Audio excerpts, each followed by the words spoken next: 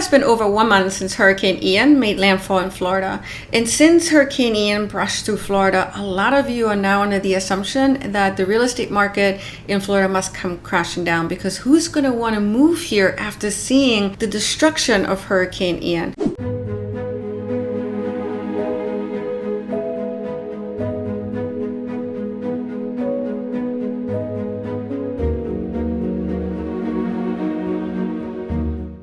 So we're going to look at Sarasota real estate data to ultimately help you decide whether it makes sense to purchase now or maybe wait until 2023 or even beyond that. Towards the end of this video, I'm going to give you my prediction for what I feel the housing market in Sarasota is going to do. If you're new to my channel, my name is Katrin.pfitzenreiter. I'm a Sarasota County, Manatee County, Pinellas County realtor. If you're looking to purchase a house here in the area, I love hearing from all of you. There's no doubt I can help you find your dream home, whether it's new construction or an existing home. And if you're somebody that lives in the area and you're thinking about selling your home, I'd love to come and talk to you about that as well and explain to you how I can market your home in order to provide it with the maximum exposure.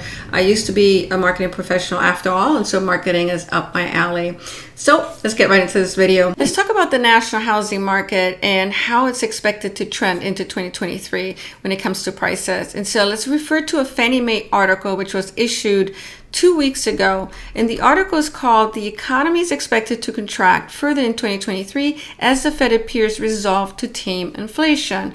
And the Fed is very eager to tame inflation. That's one of the reasons why the interest rates are continuing to go up. Until inflation is not handled, things are going to get worse before they get better. But this is what I wanted to point out to you, and that is the ESR group expects home price declines of 1.5% in 2023, which is down from its previous prediction of home price growth of 4.4% in 2023. And so no longer is Fannie Mae predicting that the houses are going to appreciate much into next year, but a 1.5% decline in prices, in my opinion, is not much, especially when you compare it to what prices have done over the last 2 years, which is almost a 50% appreciation in some markets. So the key takeaway here is that nationally there is no market crash predicted, but there's also not much of an appreciation predicted. Now it's important that you look at the real estate market also very much on a local level. Make sure wherever you're interested in purchasing, or if you're living somewhere and you just kind of want to have a handle on what the current real estate market situation is, work with a local real estate agent who can pull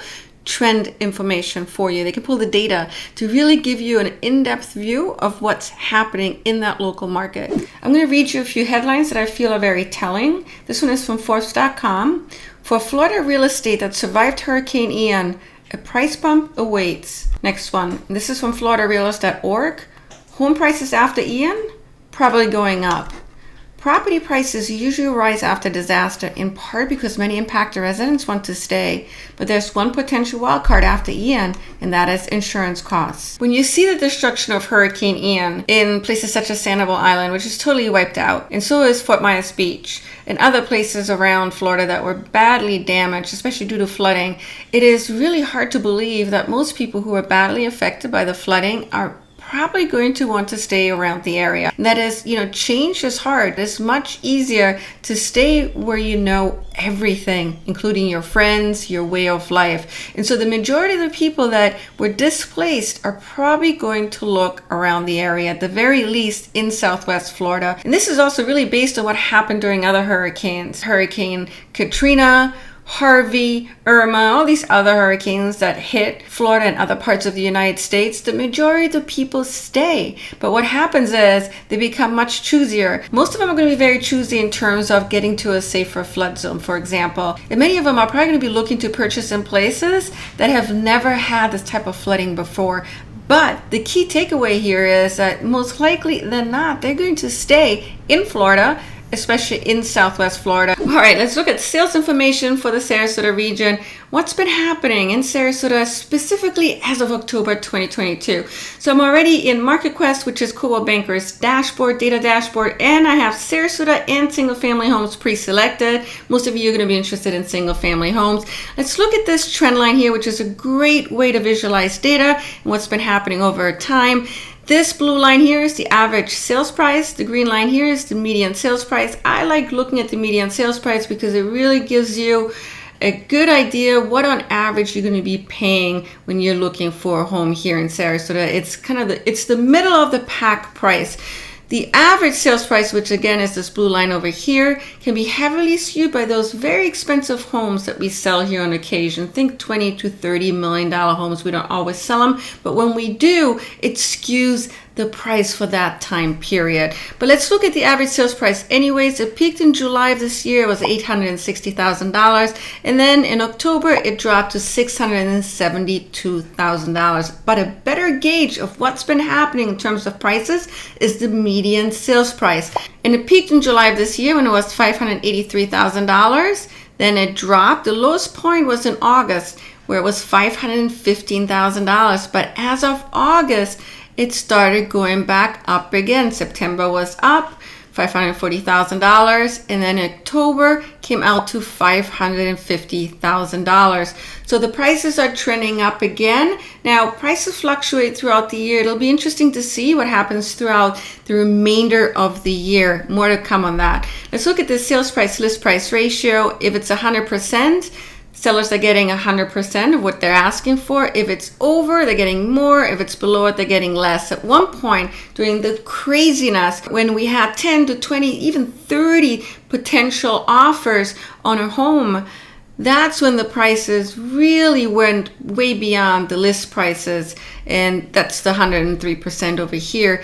It dropped down to 97% as of October, so sellers are getting close to the asking price. A lot of the price cuts that you see in the market is based on the fact that sellers just are coming up with these ridiculously high prices. Not all of them, but a lot of them.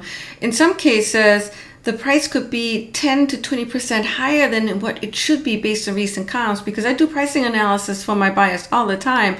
And on $1 million homes, for example, it's not unusual that a list price is $100,000 to $200,000, way above a recent comps. And that's because sellers, or some sellers, are still very much under the belief that the market is similar to what it was 4 or 5 months ago, but that's not true anymore. It's much more of a normal market. What we had a few months ago was not sustainable. Number of properties sold, it dropped in September. It's starting to go back up again, 309 properties. Average days on market, the lowest was on May during that mad rush. And now it's starting to trend back up again. As of October, it's 38 days. But if you compare it to previous years, 2021 even, 2020, 2019, it's still relatively low. This is an important number here. That's the inventory. As of October, we had 761 single family homes in inventory.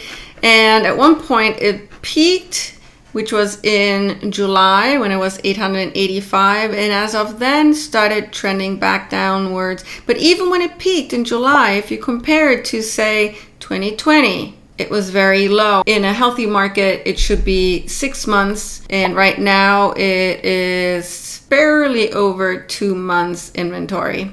New listings, at one point in May, it peaked at 620.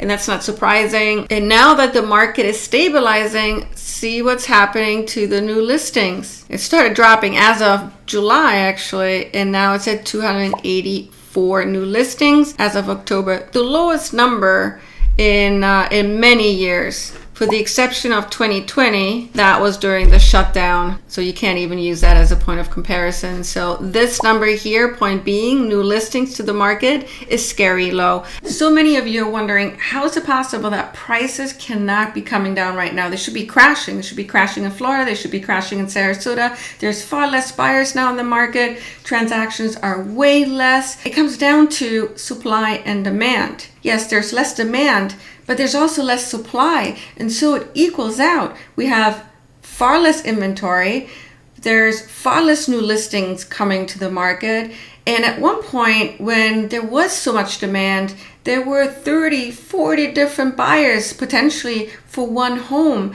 And yes, all these buyers have dropped off, but there's still buyers for listings that we have in the market. 45% of our buyers in Sarasota are cash buyers. So we have a lot of people that come from California, from New York, from Canada, from places where real estate, especially taxes, are way more expensive than here. We also have a lot of people who are buying second homes, and that's what's holding the prices steady. Like this video, it does help out the channel. Now, if you're interested in purchasing a home here, I'd love to team up with you. Call me. I'd love to hear from you guys. It's always fun to hear from you guys. If you want to have a deep dive analysis into the data, let's just say you're looking at condos or townhouses, or maybe you want to look at different price levels to see how they're doing from a sales perspective, give me a call. I really love diving into the data. Thank you so much for tuning in.